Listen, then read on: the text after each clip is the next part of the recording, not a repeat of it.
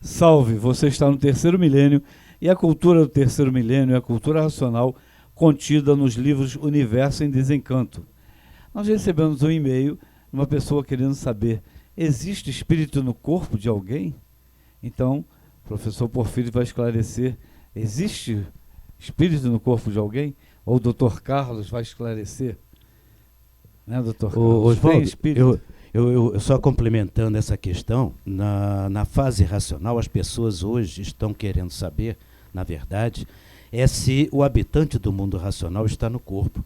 Porque as pessoas têm uma percepção, e eu também a tive, e hoje me sinto em condições de esclarecer algo mais nesse sentido, de que o habitante do mundo racional, na primeira leitura que se faz, está lá dentro estaria da cabeça incorporado no corpo, à semelhança do que as religiões nos prepararam para compreender sobre a questão do espírito no corpo. Então vamos buscar elucidar mais ou menos esta visão, porque a cultura racional tem esclarecimento para tudo. Se não formos muito felizes, já antecipamos que a leitura do livro é o melhor caminho da pessoa se esclarecer. Vamos ler mais. Mas vamos nos ilustrar e ilustrar aqueles que prestigiam nossos melhores esclarecimentos, né? E eu acho que o Dr. Carlos ele pode começar muito bem sobre essa questão, e eu gostaria depois de acrescentar outras informações. Uma pessoa que assistiu outro programa que falou sobre esse tema. Então é sinal de que as pessoas estão prestando atenção, estão gostando do programa, estão querendo ver mais e saber mais. Então, estamos aqui para dar um esclarecimento. Podemos tratar simultaneamente os dois assuntos. Isso mesmo. Não tem espírito no corpo e não tem habitante do mundo racional no corpo. No corpo também não está dentro da gente. Primeiro, a origem da palavra espírito quer dizer vento forte. Por quê? Porque a nossa áurea é um turbilhão de energias, é um ovoide, e as energias todas dinamicamente estão se comunicando, e é um vento forte, é a origem da palavra. Alma quer dizer sopro fraco, então é a parte interna da gente, onde o interior conversa com o exterior, o tu e o eu. Aí o racional superior diz, nas obras-primas de Francisco de Assis, que nós somos espíritos, filhos do espírito. Nós somos espíritos, habitantes do mundo racional, filhos do racional superior, que fez todos os seus filhos, a sua imagem e semelhança, no mundo racional, um mundo puro, limpo e perfeito. Logo, os seres racionais são puros, limpos e perfeitos, dotados de livre-arbítrio, porque lá há pureza, não há coação de liberdade. Uns tantos filhos do racional superior progrediram por onde não deviam e acabaram se deformando e se materializando. Então ainda diz mais, são espíritos materializados e juriscondensados. Materializados é o corpo de matéria, é o infante. Juriscondensado corresponde ao vivente, que é o centro astrológico. Por isso, juriscondensado, no centro astrológico está todo o karma anterior dentro dessa áurea se manifestando nessa vida atual. E o habitante? O habitante do mundo racional está materializado em forma de máquina do raciocínio na glândula pineal. Isso não diz que ele está na glândula pineal, ele dá as informações quânticas dele para fazer um aparelho para ele vivenciar uma passagem aqui na Terra, que ele diz que é levar a cruz ao Calvário, essa passagenzinha nossa aqui na matéria, e ganhar energia racional e nunca mais ter que nascer nesse segundo mundo de energias deformadas, elétricas e magnéticas. Então, a linguagem espírito, ela é místico-religiosa. A linguagem habitante no mundo racional é a linguagem racional do terceiro milênio, para não ter confusão, para esclarecer tintim por tintim. Eu gostaria também de esclarecer que, literalmente, no livro Universo em Desencanto, nas alegações que o racional superior faz com a humanidade, provando, neste sentido, que a verdadeira alma do corpo, e ele diz claramente isto, a verdadeira alma do corpo é a força elétrica e magnética que corre nas veias, que tem tudo a ver com esta definição que o Dr. Carlos acaba de colocar sobre a questão do juriscondensado, Quer dizer, toda essa vibração, a ativação kármica que tem o ser humano. Então ela se projeta nesse sentido. E o racional clareia bem esta alma do corpo. E tem um vídeo que ele gravou pessoalmente, que está no livro também, e me chamou muito a atenção, de um vídeo que nós gravamos aqui, que motivou inclusive essa pergunta do habitante do mundo racional, estar ou não na pineal, porque no livro está escrito que a alma da vida eterna está plantada no istmo do mesencéfalo. Isso está literal também no livro, não é uma alegoria nossa de informação, mas aí então ficou essa questão. Neste vídeo, o racional superior na Terra fala claramente, e aí é onde a gente percebe que a ficha cai, ele diz que a alma da vida eterna é o raciocínio. O raciocínio é a alma da vida eterna. E a alma do corpo de matéria é a força elétrica e magnética, constituindo-se aí, na verdade, duas almas, se assim podemos dizer. E aí é onde surge a grande confusão de quem pensa e de quem imagina. Nós temos que considerar as duas almas ou as duas essências, que é a formação material exige uma, e a verdadeira origem já tem a sua, que são os espíritos filhos de Deus. E fazendo uma referência rápida à Gênese bíblica, na criação, logo no início da Gênese, há uma referência a uma terra informe e que o Espírito de Deus pairava sobre as águas. E aí está a referência ao raciocínio que materializou em forma de máquina do raciocínio. Uma referência bíblica, na Gênese bíblica.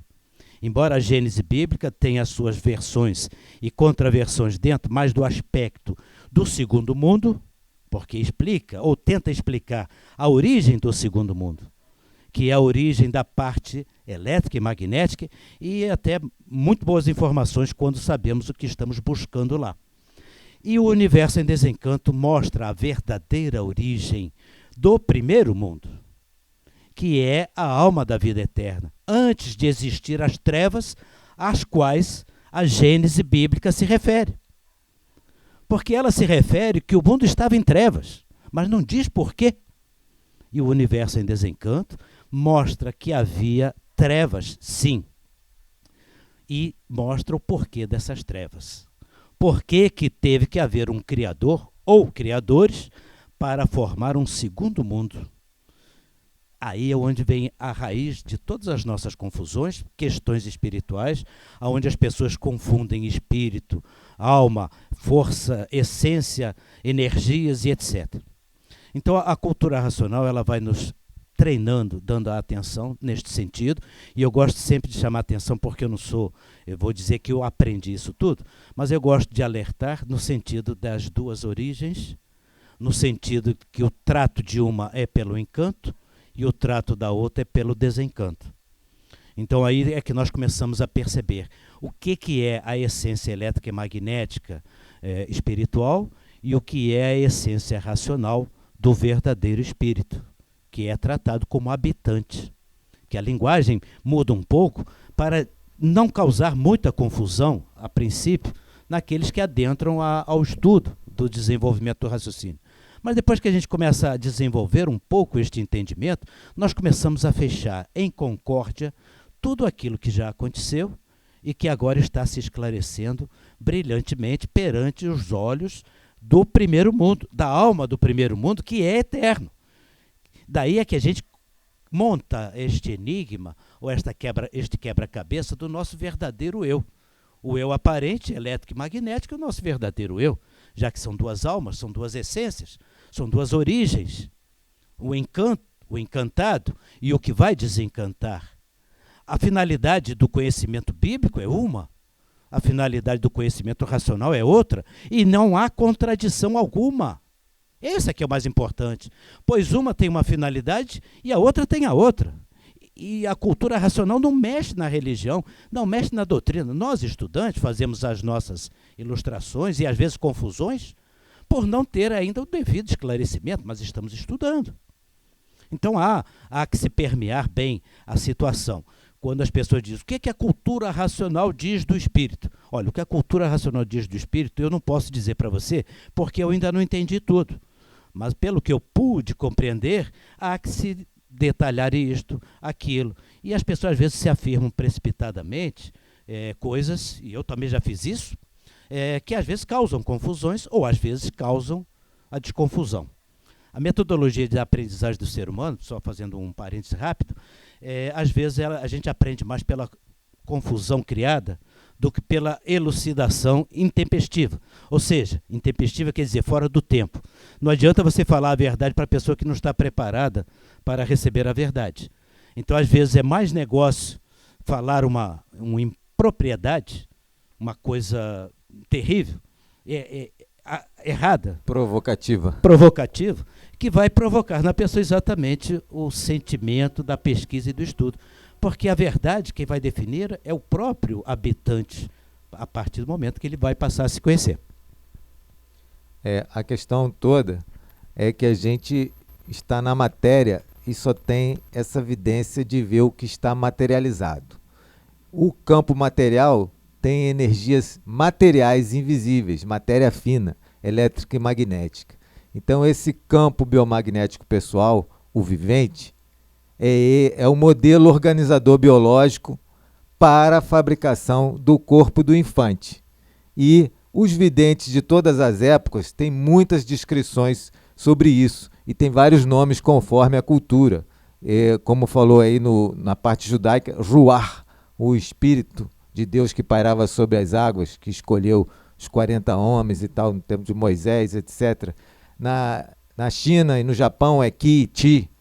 Na Grécia Antiga chama pneuma.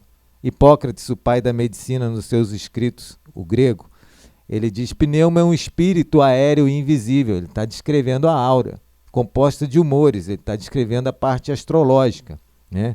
Prana é o termo usado para a aura na Índia. O pessoal que pratica yoga sabe que são 5 pranas e o movimento deles tem uma fisiologia, esse corpo de energia, e a gente não vê, mas sente, né? Campo biomagnético humano, bioplasma são termos modernos, já científicos, e o termo de ligação com os assuntos que estava é perispírito. Então tem o espírito, o puro espírito, mas o puro espírito está fora do seu mundo de origem. Aí tem o perispírito, que é essa áurea, e tem o habitante que está materializado. A questão da pessoa que fez a pergunta é que o habitante do mundo racional está materializado em forma de máquina do raciocínio. Ele está na áurea, ele não está na pineal, ele está ligado na pineal, entendeu? O eu é a parte da alma, é o coração espiritual da pessoa, tem o coração material que bomba sangue. Para o infante, a força da vida está no sangue, o campo eletromagnético ali, homeostasia ou não, ali está a força eletromagnética, tanto que é uma moeda espiritual. Né? Tem sacrifícios de sangue. Aproveitando, e aí então nós temos a percepção do que nós chamamos consciência, com qual essência que nós estamos trabalhando. Com a parte elétrica e magnética, a nossa essência espiritual visual. Essa não tem consciência, tem só o nome, a palavra, sim, mas não é consciente. Ciente. E a visão... É ciente. Esse puro espírito que está materializado, juriscondensado, ele tem ciência do que está acontecendo, do que ele está lendo, aprendendo, etc. Mas ele não é consciente. A consciência tem que ter ou conhecimento puro, limpo e perfeito, que tem base lógica, provas, infinidade de comprovações, que vai levá-lo a ter a vidência real das energias, ou a pessoa está vendo as energias. Pelas descrições que eu comecei falando do passado, a áurea tem uma parte maior, que é a áurea externa, e é a parte do vivente englobando tudo. Tem a áurea interna, que é o combustível da vida, que dura, quando ela acaba, realmente termina a vida, desliga o corpo de matéria. E tem o halo da glândula pineal. E esse halo da glândula pineal é justamente essa auréola, o halo. A auréola é o habitante do mundo racional. Ele está ligado na glândula pineal, mas está no espaço, mas está dentro da áurea da pessoa. Parece que você acabou de fazer uma boa descrição em forma de máquina do raciocínio. Era a intenção. fica no melhor entendimento das pessoas que nos prestigiam e que seja, pelo menos não conclusiva, mas pelo menos uma resposta que incentive a pessoa a manter-se no estudo e encontrar uma resposta ainda mais completa dentro de si mesmo, que nós também buscamos. E você que assiste o nosso programa pode dar um like e também sugestões para o programa, o assunto que você queira saber, você pode deixar aí anotado no YouTube e nós leremos e faremos um programa sobre o que você quer saber. Muito obrigado pela sua audiência. Salve. Leia o livro Universo em Desencanto.